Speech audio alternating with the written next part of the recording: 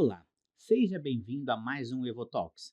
Neste episódio, falaremos um pouco sobre as nuances das mudanças tributárias vindas da reforma tributária nas pequenas empresas e nas médias empresas. Também trataremos um pouco de como fica o fluxo de caixa dessas pequenas empresas, possíveis problemas em relação às empresas que lidam com licitações no setor público e entraremos um pouco nas nuances do que uma indústria de pequeno porte precisa para passar por essa reforma tributária com um pouco mais de tranquilidade. Se esse assunto te interessou, fique conosco até o final. Curta o nosso conteúdo, deixe comentários na nossa rede social para que a gente possa cada vez mais produzir conteúdos com qualidade.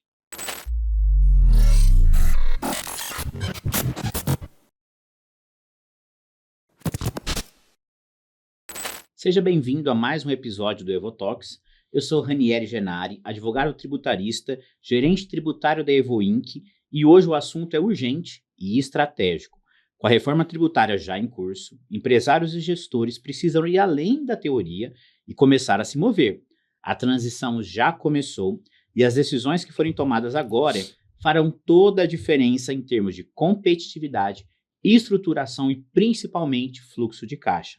Para esse papo, eu tenho ao meu lado uma amiga especialista que trata bastante do assunto no dia a dia, Sala Nesralla, advogada especialista em direito tributário pelo IBET, membro da Comissão de Direito Tributário da OAB de Ribeirão Preto e consultora tributária junto comigo ali na Evo Inc. Sala, seja bem-vinda. Muito obrigada, é um prazer.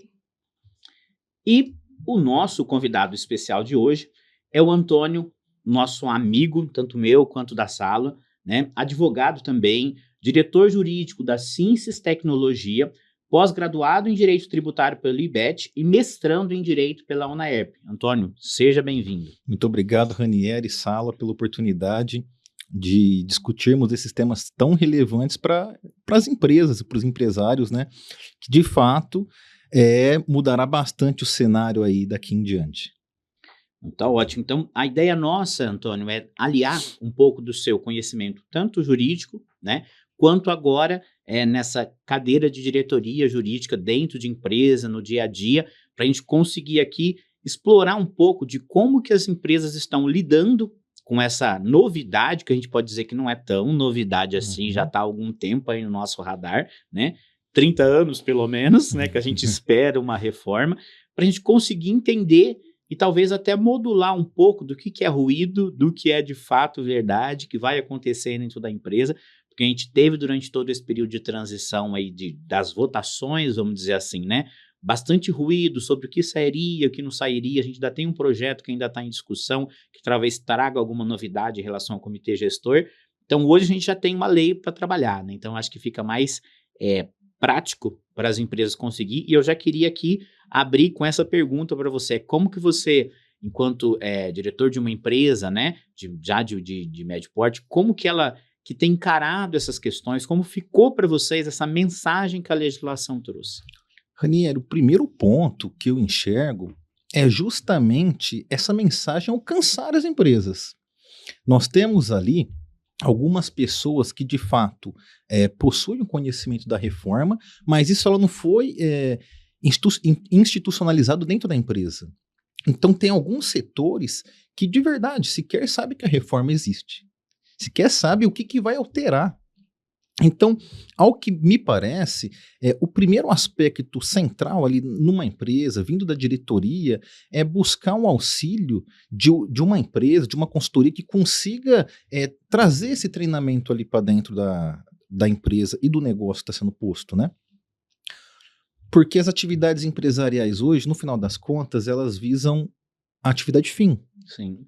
E a atividade fim, se não for de uma consultoria tributária ou do escritório de advocacia, não é verificar, em regra, o tributo. É vender o produto, é vender o serviço, é melhorar a margem, é conseguir uma logística melhor para atender o cliente com maior celeridade, é resolver os problemas que são inerentes da atividade econômica. A parte tributária, ela acaba, de forma equivocada, sendo trazida ali para um segundo plano da empresa. Só permeia, né? Não faz parte. Fica ali sendo ventilada, deixa com o contador, auxilia aqui, vamos ver o que acontece. Não, quando chegar a hora a gente vê o que faz, e fica sendo de fato prorrogada para um momento subsequente, o que de fato é errado. Ela é uma necessidade, mas eu acho que o empresário não enxerga como uma prioridade no negócio. Principalmente no cenário atual que a gente tem hoje, econômico, com juros altos. Então, acho que acaba, mais uma vez, não é uma necessidade, mas não é uma prioridade nesse momento. E não é, assim, pelo que eu percebo, as empresas, né, assim como a empresa que eu sou diretor, elas estão sempre tentando ao máximo possível aumentar a produtividade de um trabalhador no máximo que dá. Então não tem aquele trabalhador, aquela pessoa designada que fica assim, você fica responsável por fazer com que a reforma seja implementada aqui dentro. Não tem ninguém pensando o pós, o que acontecerá, e sim o que está acontecendo agora ou o que já aconteceu atrás e que estamos tentando remediar. O aproveitamento é sempre esse, né? E é por isso que, como havíamos comentado, ela precisa ali de braços externos ou de um braço interno e consolidado para aquela função específica, para que consiga os avanços que a reforma tributária tende a propiciar no que tanja... No negócio como um todo. No negócio, nas margens, no planejamento. Porque a realidade das grandes empresas é diferente da realidade do restante das empresas. Inclusive, as grandes empresas estão nos pilotos, né, da reforma. Então, se você pegar uma empresa gigantesca que tem ali um número robusto de colaboradores e que consegue fazer treinamentos intensos e semanais, elas estarão, de fato, dominando o mercado avançadas, como sempre dominam, né? As médias empresas, não. As pequenas empresas, muito menos. Esses dias para trás, Ranieri, eu conversei com um pequeno empresário, né? E ele estava relatando alguns problemas de operação a ser resolvida, né?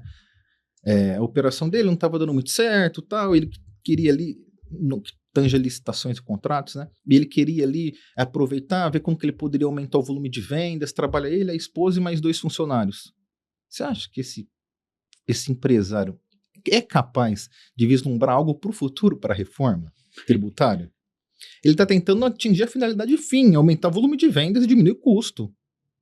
E trazer mais eficiência para o negócio dele. Trazer mais eficiência. A reforma tributária muitas vezes é entendida como, nossa, mais um detalhe para estudar e que vai me atrapalhar. Vai me atrapalhar. Então, ali, o principal ponto é a chegada de informação para o empresário e como ele operacionaliza isso. E, pelo menos nas empresas que eu tenho conhecimento e que eu atuo como diretor, é muito difícil você ter equipe interna capaz de fazer algo nesse sentido.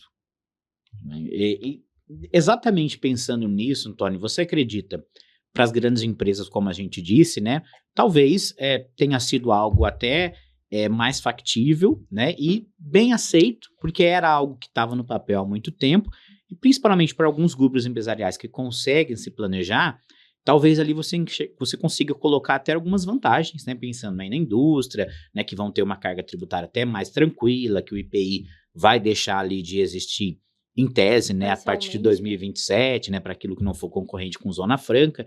Então, para as pequenas empresas, você acredita que a mensagem da reforma, de fato, ela vai atender aos pequenos e médios negócios, ou, na verdade, ela foi mais pensada, né, pensando aqui, extrapolando um pouquinho, ela foi mais pensada para grandes grupos econômicos?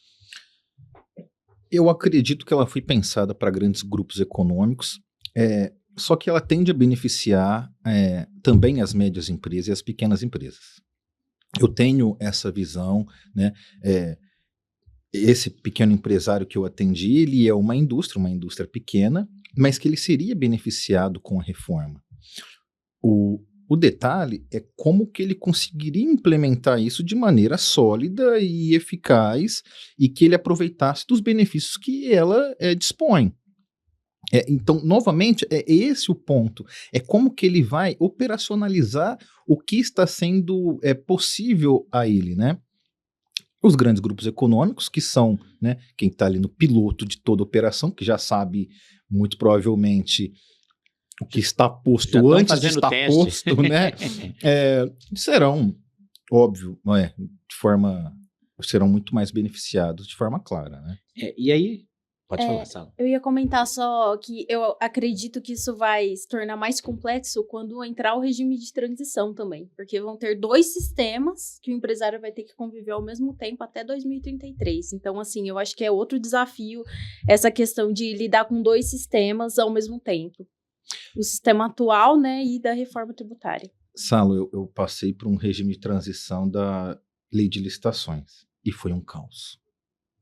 E a lei de licitações, ela tem é algo bem pequeno, é bem concentrado numa faixa de mercado, né?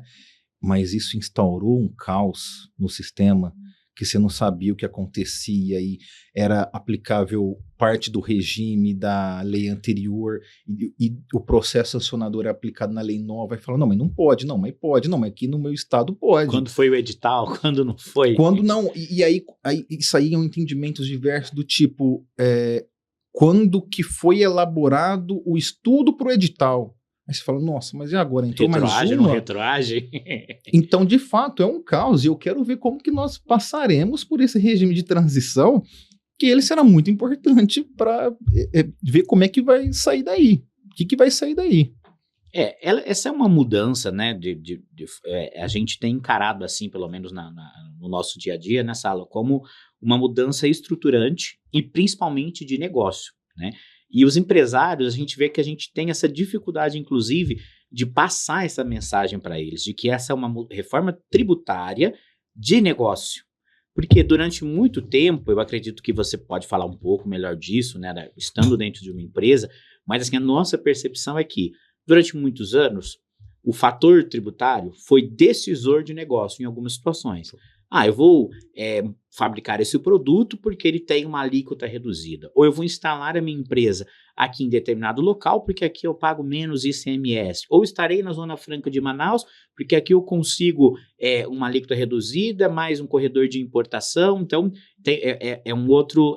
Então, assim, embora não fosse isso que a Constituição trouxe para a gente, que o tributo nunca deveria ter sido colocado como um fator de decisão para as empresas, fator de decisão de negócio, mas ele foi tão subvertido à lógica arrecadatória que ele se tornou um fator de decisão. Você acredita que as empresas, no cenário atual, conseguem enxergar isso? Como você disse, tem profissional, por exemplo, do setor de compras, que talvez ele não se ligou ainda que ele vai ser envolvido, impactado muito pela reforma.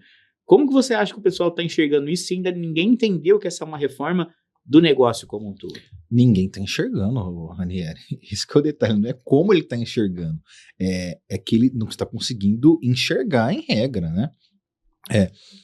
A nossa dificuldade quando nós vamos contratar pessoas lá para o setor de compras, a gente pergunta mais se ele sabe de tributação do que se ele sabe efetivamente comprar. Exato. Ele não precisa ser um bom negociador, mas ele precisa entender que se tiver um diferencial de alíquota muito alto na operação, vai inviabilizar a compra. Ele tem que... Uma empresa do Simples Nacional está vendendo um produto mais barato que uma empresa que está situada no estado de São Paulo que manda ICMS com 18, ele tem que ir lá fazer as contas, mas ele tem que entender.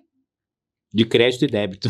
Então assim... E de ICMS também, nossa. E como que você faz essa exigência para um comprador? Assim, cara, não é mais aquela forma mais antiga de o cara ser um bom negociador por si só, de conseguir melhores prazos, que também é importante para a empresa, conseguir melhores prazos, conseguir produto bom, abrir novos fornecedores. Ele também tem que ter uma parte sólida na parte contábil e até do direito tributário. Então são situações ali que permeiam a atividade que vai alcançando todos os setores da empresa. Vendas também, que é muito impactado. Você vai vender uma mercadoria para um órgão público que está situado fora do estado de São Paulo, o seu vendedor que está ali na ponta do negócio, ele tem que fazer o cálculo do DIFAL. Sim. Se você tem um vendedor que não tem o mínimo de conhecimento sobre a tributação que incide aquela operação, você toma prejuízo. A precificação vai ficar totalmente equivocada. Totalmente. A margem de lucro que é calculada para aquela venda acaba sendo diminuída de maneira robusta, inclusive se não acabar resultando um prejuízo na operação. Pode falar. Eu acho que a reforma ela vem mais para trazer também uma necessidade de multidisciplinariedade. Ela deixa de ser tão jurídica e ela se torna ser muito mais financeira também. Então, faz parte não só do empresário, mas de todas as pessoas da empresa, de entender que o tributo, ele não é só jurídico, não se trata de uma matéria só, mas tem que estar englobado dentro do cenário da empresa como um todo.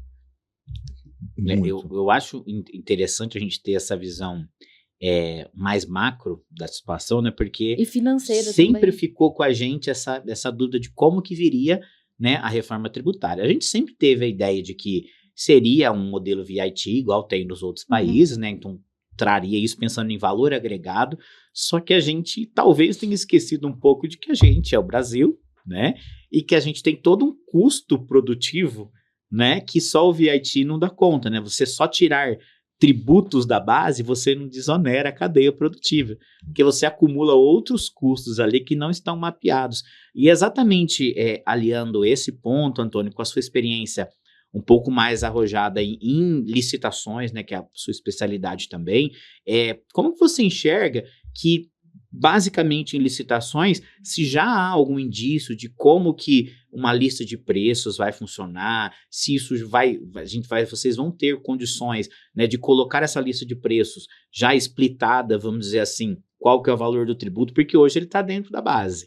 Então, muitas vezes a lista de preço ela é um pouquinho mais uniformizada, porque a gente sabe que os tributos estão ali, o máximo que você vai fazer é dizer em uma cláusula que ali estão incluídos determinados tributos, né? Agora que isso vai estar por fora, ou pensando até nos contratos em que eu já licitei, e durante a transição, ou até após a transição, como que eu vou conseguir lidar com isso para não ter o prejuízo contratual? Ranieri, é uma questão que eu estava me perguntando mesmo, como que vai funcionar no cenário público. Como que isso vai ser operacionalizado. Porque hoje, assim como as empresas ela têm uma dificuldade com a tributação e esse carnaval tributário que acontece no Brasil, né? Que é o ano todo, não é que nem o carnaval. É o ano todo, é só um período. Todo, né? Os órgãos públicos também têm setores específicos que entendem muito de tributo, mas que ele não está associado com o departamento de licitações, que é a compras públicas, né? Eu canso de ver propostas de execuibilidade de preço que vem com a tributação toda errada. Não tem um double check ali, né? Não tem, mas e você não consegue nem trazer isso para o agente de contratação para que ele faça conferência. Ele não consegue fazer conferência. Talvez, a depender do produto, se deixasse com a gente ali para que fizéssemos a análise em pouco tempo, que é o prazo, geralmente o cara licita 70 itens, está comprando 70 itens. Para que ele faça ali em 2 horas essa análise, não vai conseguir. Talvez nós não conseguiríamos fazer.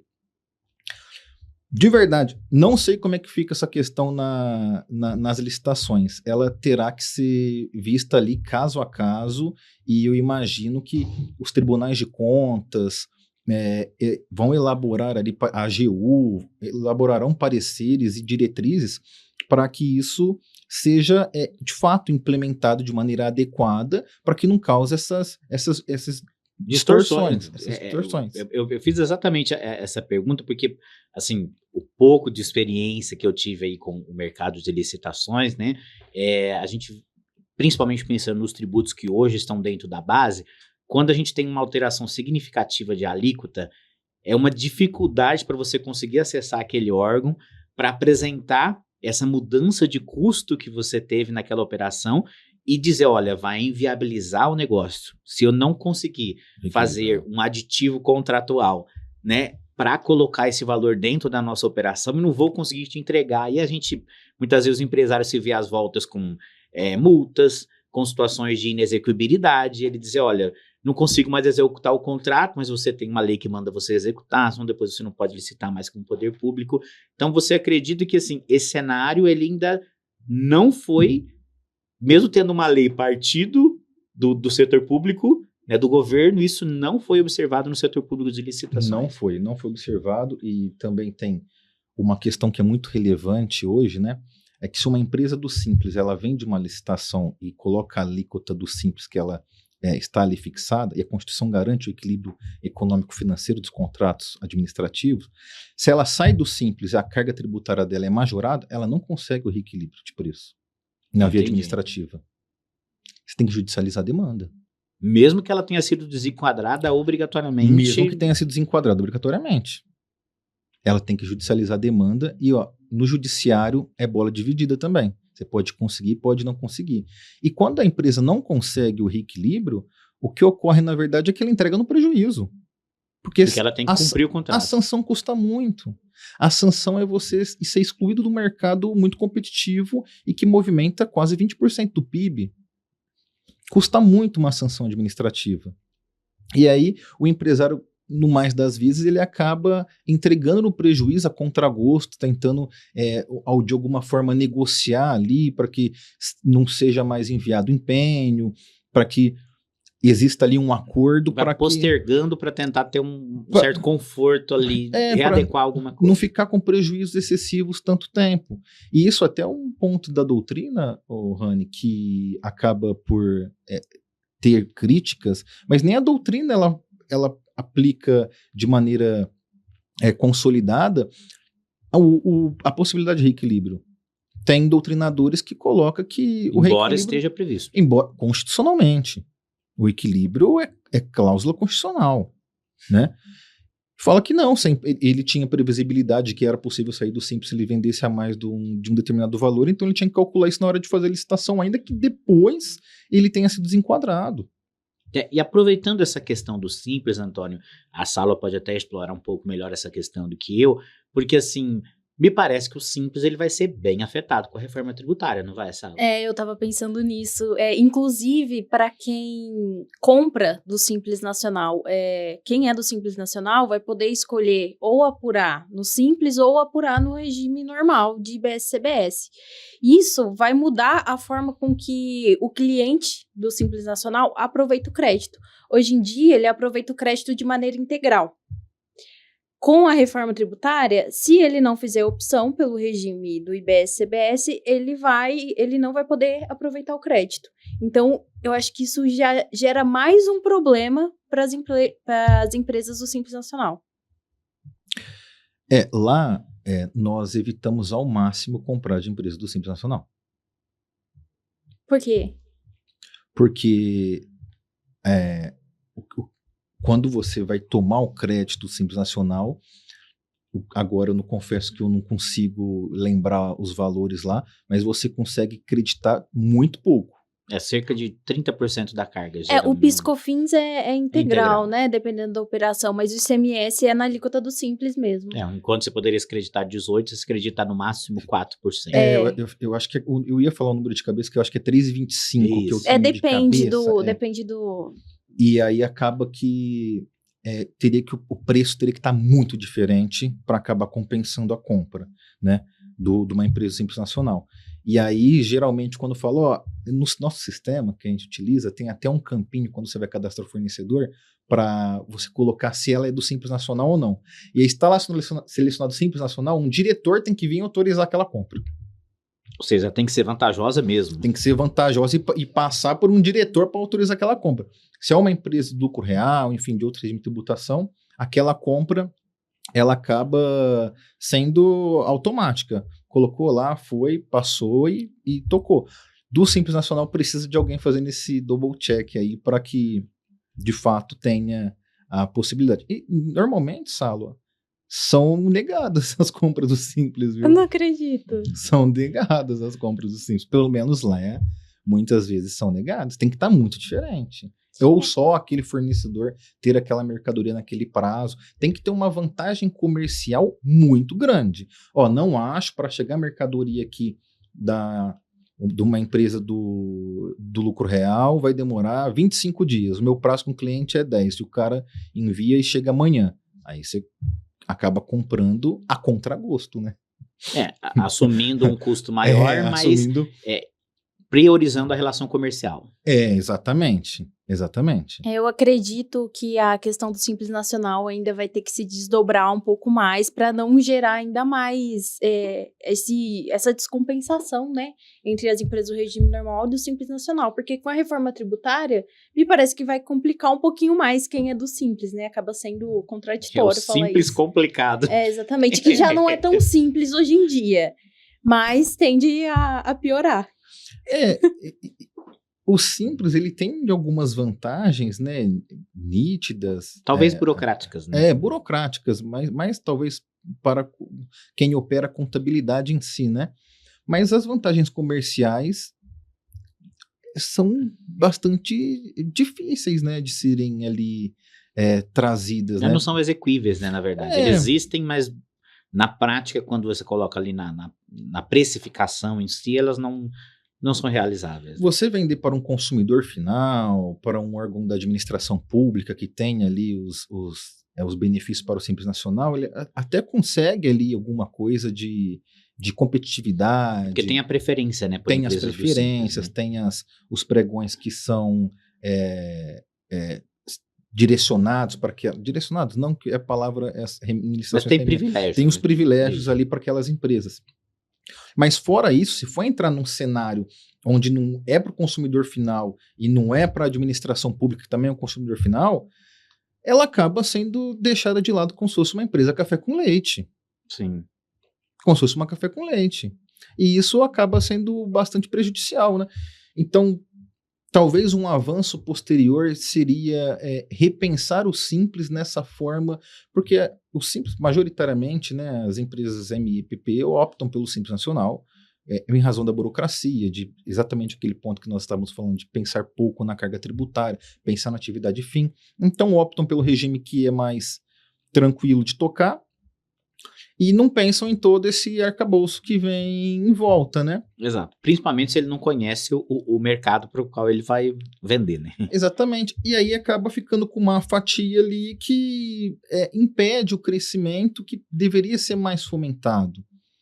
Se eu não estou enganado do dado, 90% das empresas hoje estão no Simples e ela é que mais emprega também as empresas Simples, pessoal no Brasil, né? Exato. A força da mão de obra está nas empresas do Simples Nacional. Sim, que é justamente que deveria ser observado de uma outra forma. Então, ao que me parece, o Simples ele é beneficiado com algumas purpurinas, né? Você, olha que bonito que nós fizemos. Olha que legal. E no final das contas, quando envolve mesmo ali um crescimento robusto, não é a bem da verdade isso que ocorre, né? Esse é um pouco do meu receio, e assim, eu sou um entusiasta da reforma, como tributarista eu acho que nós estamos vivendo em um momento único, talvez na história recente da brasileira, assim, de mudança mesmo de mentalidade de negócio, né? Mas assim, eu tenho um pouco de receio da reforma exatamente virar um pouco do que virou a legislação do Simples Nacional, porque ele nasceu com uma ideia muito boa, né? Inclusive observando um princípio constitucional de resguardo às microempresas, das empresas de pequeno porte. Então, de fato, era algo que o constituinte nosso originário tinha essa intenção, né? Ele queria preservar os negócios exatamente pensando no crescimento do Brasil, né? Para sair dessa margem emergente que a gente fica o tempo inteiro ali tentando crescer e não cresce, né? Esse nosso PIB.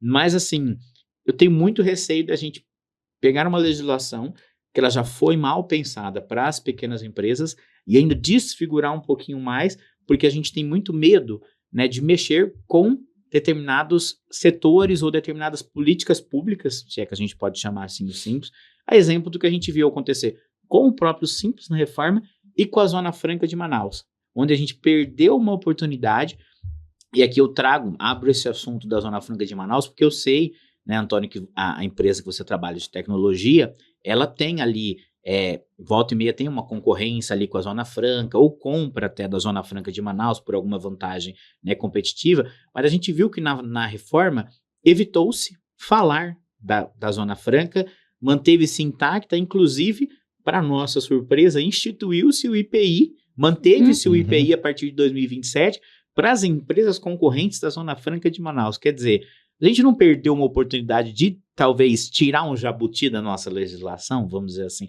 com todo respeito à política da reforma? A Zona Franca de Manaus é um jabuti, viu, Rani? E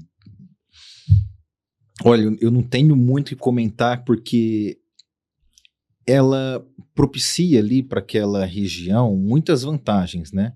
Muitas vantagens. Sim. Do ponto de vista regional, ela é muito bem vista. Esse é um ponto a ser considerado. Só que é complicado mesmo você concorrer com quem está na Zona Franca de Manaus, e muitas vezes você acaba por comprar na Zona Franca de Manaus justamente por conta de todos os benefícios que ela propicia no momento da compra. O nosso maior fornecedor hoje é da Zona Franca de Manaus. E retirá-la do contexto tributário? Então, Rani, não sei também, viu? Porque os benefícios para a região, ela é relevante, embora traga um caos pro sistema tributário, eu não sei se eu iria para esse lado, para ser bem sincero. A minha proposta de pensamento não é nem a gente retirá-la, mas eu penso que assim, todo sistema ele é bom, né? Toda política pública ela é boa, mas ela precisa evoluir com o tempo, né? Porque a minha grande crítica em relação à Zona Franca de Manaus foi que ela não se expandiu de uma política regional para uma política de país, né? Porque ela foi pensada para evoluir, para atender o país enquanto polo exportador, importador, criando corredor de importação e uma série de outros benefícios, mas ela não evoluiu para isso. Inclusive, ela não trouxe muitas vezes para aquela região a própria infraestrutura necessária de portos, aeroportos e rodovias. Não. Ou ferrovias. Eu acredito que você acaba usando o tributo como a única forma de chamar a pessoa a se instalar lá. Sim, exato. Que é o fator que deveria não ser, né? Que é o que a gente já comentou no começo da nossa conversa. A gente usa o tributo, né? Então, por que eu faço essa crítica, né? Até um pouco mais contundente? Me perdoem os defensores da Zona Franca. Mas, assim, eu continuo defendendo a Zona Franca enquanto política, mas eu não acho que ela deveria ser olhada como uma política principalmente tributária, porque se a gente está propondo uma reforma ampla sobre o consumo, que o mote dela seja o negócio, não mais o tributo, por que a Zona Franca ainda vai continuar sendo só o tributo, que é a vantagem, né? É esse o meu ponto, não sei se você ia falar mais nesse sentido. Não, eu ia comentar exatamente isso, porque existem outras formas de se estimular uma região, da mesma forma que a gente já comentou também em outras oportunidades sobre o imposto seletivo. Você usa o tributo única e exclusivamente como forma de induzir um consumo. E essa não é a maneira adequada, porque depois você tira isso e tem o quê? Qual que é a base, qual é a estrutura que tem para uma empresa se manter ali?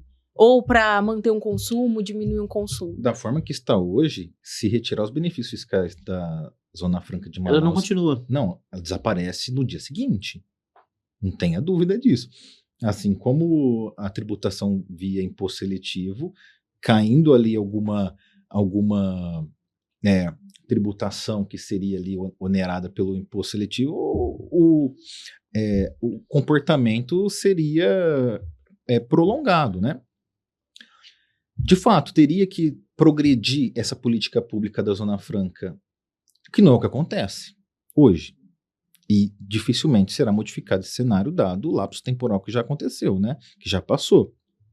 Criaram outras subespécies de Zona Franca espalhada no Brasil pontualmente, né? Obviamente de forma bastante diminuída, mas sei que em Ilhéus tem um benefício que é muito importante também, concentrado, não sei o motivo, mas é do meu conhecimento assim bem superficial, que tem um benefício importante em Ilhéus, justamente para fomentar as regiões. Geralmente regiões portuárias, né? Se eu não estou enganado, vinculadas a políticas de portos. Uhum. Né? Também tem Espírito Santo, tem alguma coisa importante também, não tanto quanto a Zona Franca, Santa Catarina. Mas é aquilo, saiu, tirou os benefícios fiscais, não tem nada que sustente. E da Zona Franca, o problema também é logístico, né? Sim. Então, se cair... O Brasil é enorme. É enorme. E assim, quando você compra algo da Zona Franca, É tempo para chegar aqui, viu? É isso que eu digo. Não houve um pensamento, as empresas simplesmente, e aqui eu estou falando de grandes expoentes do setor de tecnologia, autopeças e demais, foram para lá principalmente só pela questão tributária, mas o Estado, falo o Estado como um todo, não se preocupou em levar tanto infraestrutura quanto conhecimento para aqueles profissionais. Tanto que muitas empresas tiveram que levar profissionais de outros estados para lá, então tiveram um custo muito alto para esse deslocamento de mão de obra, e até hoje, se a gente for conversar com empresários que estão ali instalados, eles têm dificuldade em produzir com a máxima qualidade que eles poderiam produzir, porque não tem profissionais qualificados, o que é uma deficiência estrutural muito grande. E a deficiência vai além disso, porque existe também o problema energético lá, né? Sim. E problema de chuva também, que acontece, fala que a chuva lá bate de hora em hora, né? Exato. Tem horário para chover. Quando chove mesmo, não é que nem aqui. E tem horário, né? Que, assim, dá 4 horas da tarde, dizem que chove bastante. E acaba tendo pico de energia, o que prejudica a linha de produção das empresas, né? Deveria ser repensado, não foi repensado, então eu não sei, Rani, se eu optaria por essa exclusão da Zona Franca. Tony, então a gente já falou um pouquinho aqui de como você enxerga essas oportunidades, essas situações ali, principalmente de licitações, né, lista de preço, a precificação como um todo.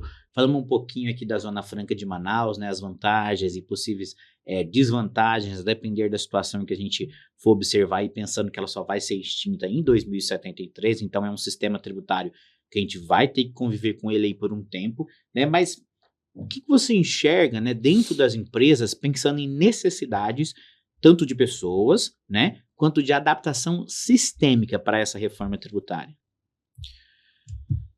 Ranieri, a adaptação sistêmica da reforma, ela tem que ser institucionalizada pela diretoria e pelos funcionários ali, colaboradores que estão na ponta. O primeiro aspecto que eu vejo que precisa ser trazido para dentro da empresa é justamente preparar pessoas que tenham um conhecimento para que vai repassando e efetuando treinamentos constantes, de modo a que cada setor saiba o que vai atingir. No setor de compras, o que vai afetar as compras? Qual que é o aspecto relevante que o comprador tem que estudar da reforma tributária? Ele tem um conhecimento mínimo para que ele consiga estudar isso? Se ele não tem um conhecimento mínimo e ele é um bom comprador, como que eu posso buscar no mercado alguém que possa treiná-lo nesse aspecto? O vendedor que está na ponta da venda, ele tem o conhecimento necessário para que ele consiga, de fato, buscar ali e saber como que serão feitos os negócios pós-reforma? O financeiro sabe fazer agora o fluxo de caixa adequado de acordo com a reforma? O fluxo de caixa é importantíssimo. E o fluxo de caixa é praticamente assim, boa parte de uma empresa. Se a empresa estiver vendendo muito, mas ela não tem um fluxo de caixa adequado, ela passa perrengue. Ela precisa buscar no mercado um financiamento com altas taxas, juros e aí, será que esse possível financiamento está na margem calculada lá na venda? Então tem que estar tudo de forma bastante sólida e todos caminhando para uma mesma direção para que isso funcione. Mas o primeiro aspecto central é a diretoria da empresa. A diretoria da empresa tem que estar muito bem amarrada, num caminho muito claro e segurando nas mãos de boas parcerias. Falando de parceria, né, Antônio, foi um pouco até do que a gente já conversou. A gente teve também essa percepção, conversando aí com vários empresários dos setores, tentando entender também quais são as dificuldades, né, inclusive um pouco disso que a gente está conversando, e o que foi trazido para a gente é exatamente isso, que tanto não tinha profissional, talvez qualificado dentro da empresa para assimilar todo esse conhecimento que vai ser necessário com a reforma, quanto para treinar outras pessoas, para ser um multiplicador dentro da empresa.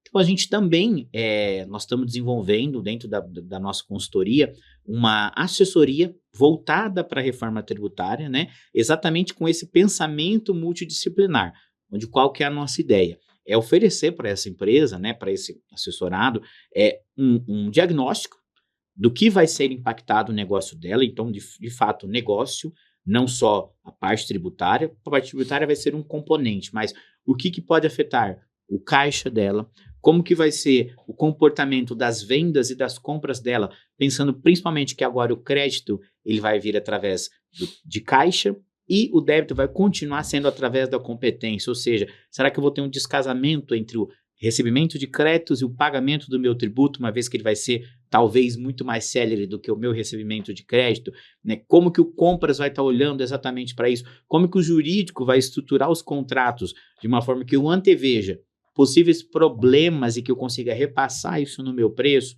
tanto com fornecedores quanto com clientes, ou até no modo licitatório, vamos pensar como um todo. Então, a nossa ideia vai de encontro a isso que você está falando. É oferecer, de alguma forma, um serviço personalizado para as empresas, né?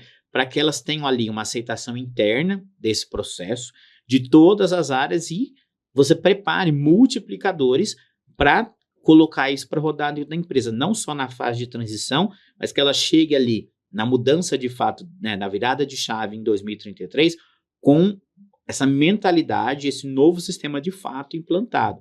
Na sua visão, isso faria sentido para uma empresa? Sim. Ou ela ainda precisaria de uma certa maturidade? Sei lá, ela teria tempo para ter essa maturidade? Né? Nesse caso, eu vejo que o tempo ele é um fator decisivo, né? Como eu disse anteriormente, as empresas estão sempre tentando ao máximo tirar o maior eficiência de cada um de seus colaboradores para a atividade fim, mas esse tempo é necessário porque não tem como não fazer. Não é muito opcional. Tem que ser feito. E facilita também, acho que, a tomada de decisão do empresário, né? Facilita ter alguém muito. de fora que olha de uma forma macro e identifique quais são os problemas e possíveis soluções. Desculpa te cortar, recentemente a gente estava fazendo um estudo, né, sobre como o split payment ia impactar o caixa de uma empresa. Né? A gente considerou o cenário atual e fez a provisão durante os próximos anos, como que ficaria no cenário da reforma. Em vários meses, o caixa da empresa virou. E aí? Ficou negativo. Ficou negativo. O que ela vai fazer? Vai atrasar o pagamento de tributo, ou vai ter que pedir dinheiro no mercado. Como que ela vai se organizar para isso? Então, ter alguém de fora que olhe de uma forma macro é muito importante para a tomada de decisão do empresário. E caixa da empresa é um assunto tão sensível que, assim, só de você ter falado o que aconteceu com outra pessoa, arrepiei. Porque parece... O caixa negativo. É que o caixa, de fato, o caixa, ele materializa as deficiências da empresa, né? Eu acho que esse por isso que eu falo que qual profissional de qualquer área, ele precisa entender minimamente sobre fluxo de caixa, mesmo que ele não cuide do financeiro. Porque todas as ações que a gente toma no dia a dia da empresa vão finalizar no caixa, seja como custo, seja como despesa, seja como crédito, seja como débito tributário. E nesse caso especificamente, a gente ficou exatamente se perguntando como que esse cliente conseguiria traçar uma estratégia, né, para que ele conseguisse ter uma equalização de caixa. Ele faria desconto de recebíveis? Ele tentaria adiantar algumas operações dele para que ele trouxesse créditos tributários, né? Ou seja, ele pagaria fornecedores de forma antecipada, para que, liquidando a operação, ele tivesse crédito para que anulasse os débitos da operação dele. Então, assim, são situações que extrapolam o tributário, extrapolam o jurídico, vão para uma visão, de fato, de negócio, e que a gente, assim, tem bastante receio de que as empresas não estejam visualizando por esse lado, né? Olhando apenas o tributo. Bom, o tributo vai mudar, eu vou ter uma alíquota de IBS, CBS de 27,5%, 28%, e vai ser assim, vamos tocar a vida.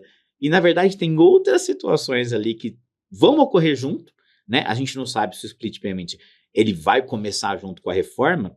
A nossa sensibilidade é que ele vai começar ali em 2027, no meio do ano, talvez 2028, porque a Receita já sinalizou que o split payment não vai ser um impeditivo para que a reforma passe a vigir, né, na sua forma plena. Então, assim, a gente começa a ter ali algumas situações de que fala, tá, mas até que o split payment seja implementado, será que o meu caixa já não está muito alavancado? Será que eu já não estou com dinheiro de terceiros aqui dentro trabalhando para mim?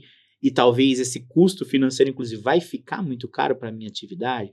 Como que você, enquanto decisor de uma empresa, né, olhando ali para uma mesa de decisão que vocês têm ali determinados fatores que, para que o negócio continue fluindo, algumas decisões têm que ser tomadas e a gente vai meio que no dia a dia testando se funcionou, se não funcionou. Como você enxerga esse aspecto pensando do ponto de vista financeiro? Como eu disse, o fluxo de caixa e o caixa em si, ele é uma ponta central da empresa e do negócio. É muito interessante abrirmos lá a planilha do software, né? E verificarmos, nossa, esse mês a operação foi extremamente lucrativa e deu tudo positivo. Certo. Graças a Deus. E aí você olha o caixa tá baixíssimo. É desesperador. E assim, e se desespera sempre mesmo. Tem que ter tomar um antiácido constante quando o caixa baixa. Não é para todo mundo. Não é. Até porque as médias, pequenas e microempresas, ela não toma crédito no mercado com tanta facilidade. Nem com uma taxa tão boa. Né? Nem com uma taxa tão boa. Então, geralmente, o crédito... E a taxa não tá boa. e não sai do dia para a noite também. Você tem que pedir umas bênçãos, ter algumas coisas pré-aprovadas, se o financeiro ele for tem que ter um bom relacionamento bancário. Tem que ter, então o financeiro ele também tem que ter ali, um bom relacionamento. Graças a Deus nós temos um financeiro com bom relacionamento, né? Mas ainda assim não sai com facilidade. Assinou um negócio em lugar errado, você volta lá para ir voltar ao processo. A burocracia do crédito no Brasil hoje ela é muito também, é bom tocar nesse ponto, porque a gente teve recentemente a história toda do IOF, essa briga, estamos discutindo ainda, foi para o judiciário, está lá no STF, mas assim, além do custo financeiro em si da operação, o custo burocrático para a obtenção de crédito no Brasil, ele é uma coisa assim, espantosa. Ele é muito grande para que você tenha lá e assine e passe, e consiga alguma coisa, custa muito tempo. E o que acontece, se você não consegue aquele crédito no momento adequado para pagar o seu fornecedor em dia, você perde crédito com o seu fornecedor, aí a sua relação comercial fica piorada. Porque ele fala, pô, cara, você não pagou meu boleto em dia, vou diminuir o seu crédito aqui conosco. Seu score vai lá embaixo. E aí... Tá tudo interligado. Então a operação ela tem que estar sempre muito redonda para que você não perca o crédito com o fornecedor, para que você consiga tirar do banco no momento adequado e para que o dinheiro entre no caixa no momento também adequado. E é difícil ter uma previsibilidade quando você trabalha com administração, né? Exato. A administração, geralmente, ela comete ali alguns atrasos, embora... Sazonalidade está no setor público, sim, né? Então, essa operação do que tange ao caixa, ela é de fato muito importante. Eu confesso que eu não estudei ela da maneira que eu deveria e vou estudá-la chegando em casa hoje à noite, porque a Saula me deixou bastante preocupado. O split payment não vai te deixar dormir. Porque se a Saula falasse assim, não, e ficou com caixa exorbitante, eu ia estudar, mas ia estudar feliz. Ele falou, não, caixa pode ter ficado negativo. Eu falei, meu Deus do céu, deixa eu ver se isso aqui vai me afetar. E interessante é que essa empresa não tem uma atividade assim tão sazonal assim. Ela tem uma certa regularidade. Então, em tese, os créditos do que ela adquire, né, não viriam com tanta ausência assim. Ela teria ali uma certa regularidade, mas ainda assim, pelo montante de débitos e principalmente porque ela é uma empresa de serviços, nesse caso prático, então a alíquota dela efetiva de 16% vai para mais de 27%, só esse gap de alíquota vai fazer ela ter um caixa negativo em alguns meses. Ô Ranieri, uma pergunta que eu gostaria de fazer, embora não sei se eu esteja na posição de fazer perguntas. Sinta-se à vontade, estamos aqui para trocar informação. Ele será muito alterado, os benefícios fiscais do PPB, será muito alterado na reforma? Eu acredito que no período de transição, que a gente precisa observar em relação ao PPB, né? Aqui, para quem não está bem familiarizado com o assunto, né? O PPB é o processo produtivo básico, onde as empresas e as indústrias nacionais, né, e as nacionalizadas, elas têm acesso a um crédito financeiro para serem ressarcidas daquele custo operacional nela ali, uma espécie de reintegra, igual a gente tem na prática ali, né? Mas o reintegra é ligado aos créditos de PIS e COFINS, né? Mas o crédito financeiro do PPB é para o IPI. Então, um fator interessante que eu ainda não vi ninguém tratar é que, assim, teve uma mudança ali em 2020, se eu não estou enganado, que antes o IPI dessas notas fiscais ele era zerado e você tinha um crédito de IPI. Com a mudança, você deixou de ter o crédito do IPI, então o IPI passou a ser debitado na nota fiscal, inclusive ele é requisito para que você tenha acesso ao crédito financeiro. Se não houver o débito de IPI da operação, você não se apropria desse crédito financeiro, desse ressarcimento, né? E você, tendo o débito do IPI, pode se apropriar do crédito naquela operação depois de entregar a declaração e tudo. E eu não vi ainda ninguém se indignando, talvez, por quê? Primeiro, o PPB ele tem prazo para terminar, ele vige até 2029, mas assim, durante o período de transição ele vai existir. E a gente tem um fator bem interessante que é, em 2027 o IPI zera.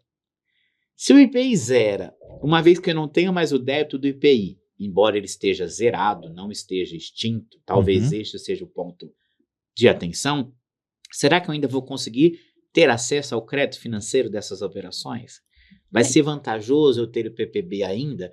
Porque a gente tem muitas discussões para fins de crédito tributário, né, no judiciário como um todo, que sempre é aquela discussão, o imposto está zerado na operação, então eu tenho um PIS e COFINS, alíquota zero, mas eu posso manter o crédito da operação anterior, porque ele existe, mas está apenas zerado. Será que esse foi o mesmo mecanismo de raciocínio que o legislador utilizou para não inviabilizar o PPB, para mantê-lo até 2029? Por isso que ele só zerou o IPI e não o extinguiu? Então, assim, eu ainda tenho bastante dificuldade de elaborar um raciocínio prático para como ficará o PPB, que hoje em dia é importante dizer que muitas indústrias somente sobrevivem por conta do PPB. Sim. Eu não ouvi ninguém falando sobre isso. Exato. Então, assim, foi bom o Antônio ter tocado nesse ponto, porque, assim, eu já tive algumas experiências práticas com o PPB, né, nas experiências profissionais que eu tive, e ele, assim, ele é um instrumento muito importante para as empresas, porque ele mantém ali, talvez, 15% de margem do produto vem do PPB, com esse ressarcimento. Por quê? Quando você gera esse crédito financeiro, ele serve para, inclusive, quitar outros débitos federais. Sim. Então, ele alivia o caixa, ele é uma declaração entregue a cada trimestral, né? Então, ele alivia muito o caixa tributário das empresas, principalmente, porque eu pago ali tributos durante o tempo, mas quando dá o fechamento do trimestre, eu habilito um crédito e passo ali 3 meses, talvez, pagando muito menos imposto federal. Então, assim, me causa estranheza que a própria CNI e outras entidades do setor ainda não falaram, não se pronunciaram, porque eles participaram das discussões, né, dos grupos de discussão, das audiências públicas. Eu não vi nada nesse sentido, né? Não vi a bancada comentando, não vi nenhuma reunião da CNI nesse sentido. Eu acredito que em algum momento, quando a gente estiver chegando perto de 2027, com o zeramento do IPI, a gente vai ter talvez ali alguma movimentação, talvez até significativa, se não, talvez uma judicialização da lei complementar, né? Uma espécie de mandado de segurança coletiva, alguma coisa, para que não ocorra esse zeramento do IPI, pensando nas indústrias do PPB. Então, é um ponto bem sensível, bem lembrado, porque no dia a dia, como é sempre bom a gente trocar essa experiência com gestores de empresa, porque de fato, às vezes a gente não toca em um ponto que para as empresas é bem sensível. Porque a indústria, né, que tem o PPB, ela tem 2 vidas, né? A primeira antes do PPB, a segunda depois do PPB. O PPB é um diferencial gigantesco. Exato. Inclusive um diferencial licitatório. Muito. Né? Porque não raro, alguns editais, principalmente de empresas públicas de tecnologia, as empresas do PPB, elas escalam muito mais numa licitação do que as empresas que não têm PPB, elas têm preferência. E tem a preferência do decreto 7.174/2010, que se tem preferência até sobre as empresas que não tem micro PPB. E pequena empresa, que não tem PPB. Ou seja, ele extrapola um benefício de uma empresa do Simples Nacional. Extrapola o benefício de uma empresa, de uma micro e média empresa, micro e pequena empresa. Ou seja, de novo, né, a gente está falando de um benefício tributário que pode viabilizar ou inviabilizar um negócio e que é um fator de decisão econômica. Talvez o tributo seja utilizado como fator de decisão econômica, que é uma ferramenta mais simples para o governo de instituir do que, igual nós estávamos comentando sobre a Zona Franca. Antes, eu escolher um benefício, alterar uma lei, do que pensar em toda uma infraestrutura. Então, eu imagino que para o governo seja mais fácil agir dessa forma, porque é só alterar a lei. Agora, para eu fazer um estímulo, de fato, precisa de várias outras pontas. Pensar em política pública dá trabalho. Dá muito trabalho. Nossa, política pública. É melhor mexer no tributo. Mas não é o caminho adequado, né? Exato. E nem justo. Eu acho assim que a gente vai ter bastante discussão ainda nesse sentido. Eu queria aqui encaminhar para o nosso encerramento. Infelizmente, a gente já está estourando o nosso tempo. Eu queria novamente agradecer você, doutor Antônio, porque além de um amigo, a gente tem bastante aí troca profissional no dia a dia. Acho que você está à frente aí de uma empresa de tecnologia, está vivendo aí no dia a dia um pouco dessas mudanças na prática que a gente também vive um pouco. Acho muito importante esse nosso bate-papo e com certeza nós vamos ter aí outras oportunidades, né? Muito obrigado, Ranieri, Sálua. Eu que agradeço toda esse bate-papo, essa consultoria gratuita, na verdade, que aconteceu aqui, Vai né? estudar sobre split payment. Nossa, hoje. Depois dessa, com certeza, hoje à noite vou lá e estudar a noite inteira disso. E essa troca, Ranieri, Sálua, é muito importante, porque, como eu havia mencionado, existe ali uma resistência de tempo, de dedicação mesmo para atividade fim, De prioridade. que acaba passando batido alguns aspectos que são importantes da reforma tributária e que elas devem ser trazidas para dentro da empresa. Então, com esses insights que eu tive aqui, eu vou elaborar um plano hoje ainda, chegando lá. Hoje é sexta. Para que eu consiga fazer, pelo menos dar os primeiros passos para que eu implemente na empresa uma mentalidade de, olha, ainda que nós não estejamos observando a reforma de maneira muito acentuada, vamos começar a cogitar algumas possibilidades. Vamos aqui, o que vai mudar aqui para que a gente comece a dar os primeiros passos? Vamos tentar criar alguns questionamentos. Entendeu? Então, é muito importante isso e eu agradeço também o privilégio de estar aqui e participar com vocês desse podcast. Igualmente. Muito obrigada, foi um prazer esse bate-papo e espero que mais vezes a gente bata outros papos também. Com certeza. Muito bom, pessoal. Então, hoje com o Antônio aqui, nós vimos um pouquinho do que as mudanças da reforma vão trazer para o dia a dia das pequenas empresas, das médias empresas, né? Falamos um pouquinho aqui de PPB, né? Extrapolamos um pouquinho para a Zona Franca de Manaus, os grandes desafios, principalmente do setor de licitações como um todo, que podem ali afetar a precificação do negócio, a margem dele, o fluxo de caixa. Então, se você tem interesse em mais conteúdos como esse, fica com a gente nos próximos episódios. Essa temporada está bem bacana. Nós teremos aqui sempre pontos importantes a serem explorados, situações que talvez tragam algum estranhamento para alguns, mas que com certeza serão esclarecidos ao longo dos episódios. Curtam, comentem, compartilhem os nossos conteúdos, sigam a gente, deixem os comentários para que a gente consiga trazer para vocês mais conteúdos bacanas como esse. Muito obrigado.